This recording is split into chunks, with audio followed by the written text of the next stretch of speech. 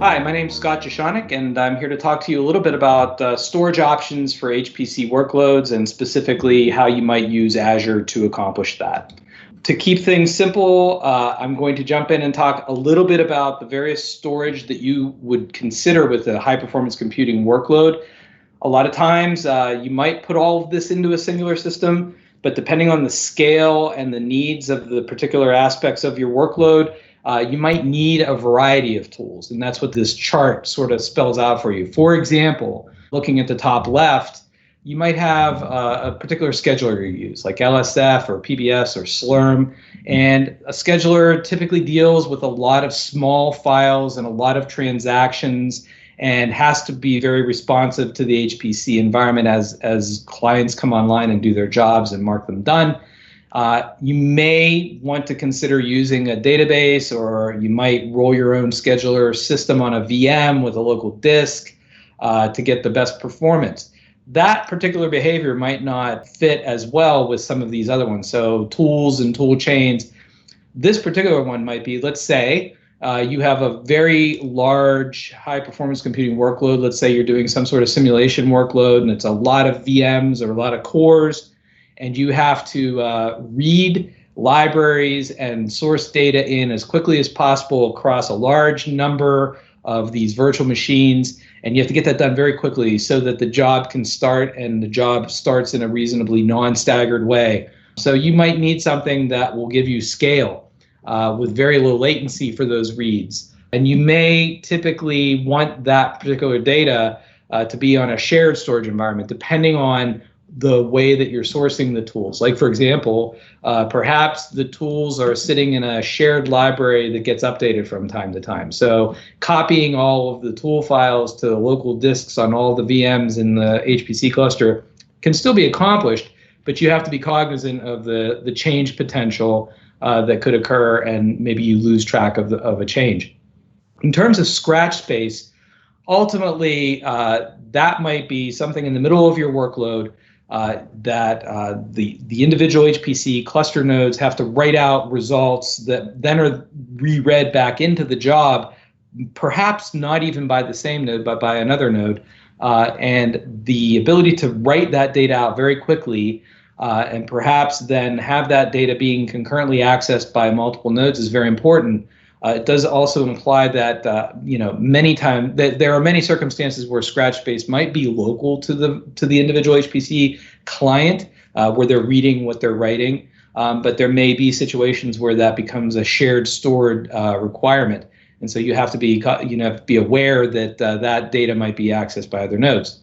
Checkpointing might mean writing out the state of your job at any given time. And subsequently, if there's an interruption, being able to recover from that place. And so that's very write sensitive, and you might consider some sort of shared storage environment for that. And then ultimately, after you run your job, you have to push the results out to something. And the results may be consumed immediately.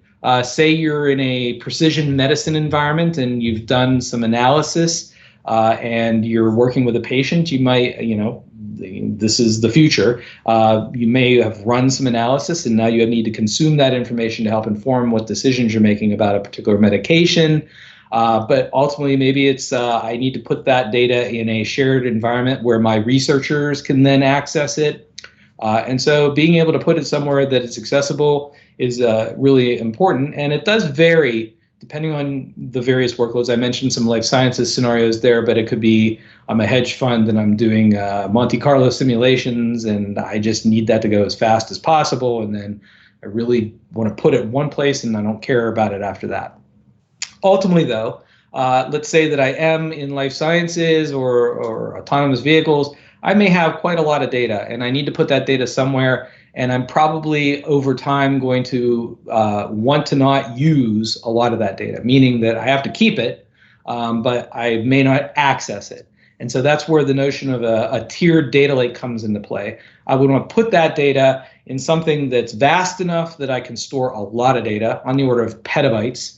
But then ultimately, I may percolate certain data up into a hot tier to read down into an archive tier where I may never access it again, but that archive tier is very inexpensive. And so you have these various needs in an overall complex HPC environment. And frankly, the HPC aspect of this might be in the center, and then there might be activity going on before and after that particular job is done that involve databases and other things. So when you're making decisions about what particular storage to use, these are the kind of factors that go in and the drivers that ultimately help you make your storage choices. Chief among them is, what are my performance and scale expectations? Am I going to require a lot of concurrent access? Let's say I'm running, a small simulation with a single VM.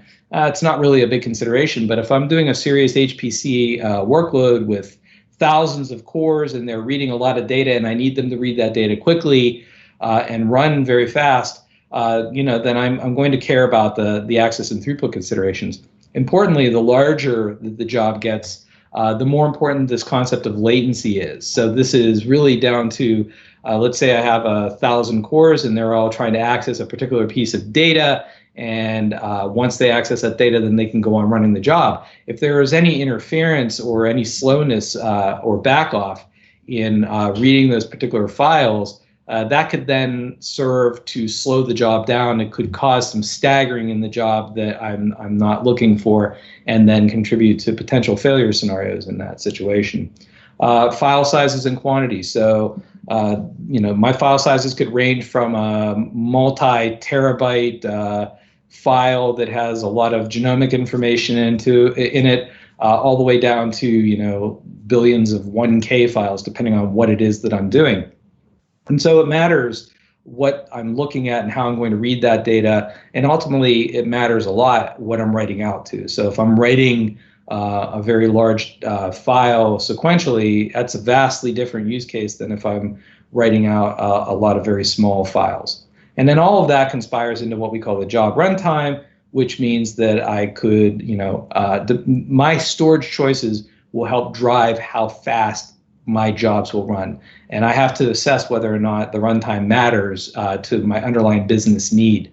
Then ultimately, the rest of these factor in. Access really boils down to what access methods am I comfortable with in terms of, for example, disk means I'm copying data onto individual disks in the HPC cluster. There's a lot of, use cases where that is perfectly appropriate. And Azure has managed disks that you can attach to your VMs that can help facilitate that. But it might also be like a shared NAS where it's unstructured data, so it wouldn't fit in a database properly, and I need to read that data quickly or write data out. That might be the fit. Blob, which is Azure's object storage environment, that's the vast, cheap and deep storage mechanism. And I encourage you to look at Azure's Blob, and it has this capability called Data Lake Service. This is a namespace that you can put on top of your objects, which means that you can get protocol access to your objects using things like HDFS or using NFS. And then ultimately things like protocols are going to matter in the sense of, let's say I'm running a workload in my data center and I want to put it up into Azure. And let's say in my data center, I'm using NFS. Can I use NFS in the cloud? That's what this really comes down to is I have to consider, like, if I'm running a Lustre environment in my data center today, is there a capability in Azure that would allow me to do that? And we do have tools such as we have a very, very large Cray cluster store capability if you have a serious workload of that size. But we also do have a lot of roll your own options in terms of building BGFS and Lustre and other capabilities. So I encourage you to look at that as well. And it always boils down to costs, which, in that previous drawing, I may have tiers of storage and I may also have different methods of access, and the costs might vary with those different methods. And so to sum it all up, you could take that same picture that I showed you before with those different characteristics, and you can apply different capabilities in Azure to all of these things. So in the case of scheduler, I might use managed disks on a machine that's running the scheduler, which is perfectly fine. Or I might use, Azure's SQL service, SQL DB service, or I might roll my own MySQL. It's really up to you. And I might use something like shared storage. In case of tools, I might use something like local disks or managed disks, or I might use Azure NetApp files or We have a tool called HPC Cache that you might want to look at if your data is still on-prem and you want to serve that up into Azure Compute. Ultimately, in terms of scratch space and checkpointing, I might use Azure NetApp Files or Azure Files or other capabilities like that. And then ultimately, I might want to consider using a data lake. And the data lake would be based on Blob, and I might use multiple tiers of storage based on access and cost. And from that data lake, I'd be able to serve up and move data into these different environments to leverage based on my needs. And so this is a way that you could look at the storage architecture that suggests different tools. And I encourage you to go to azure.com and look at the storage options, and you can see how these various capabilities map to our services and products. Thank you very much.